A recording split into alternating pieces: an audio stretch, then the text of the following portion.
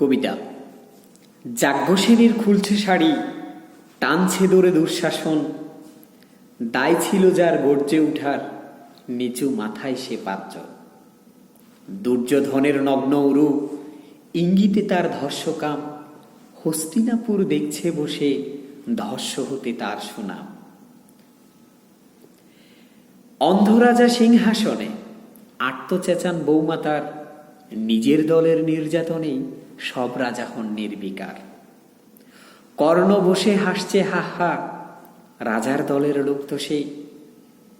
শর্তবিহীন সমর্থনে তাবৎ আরাম সুখ বসে।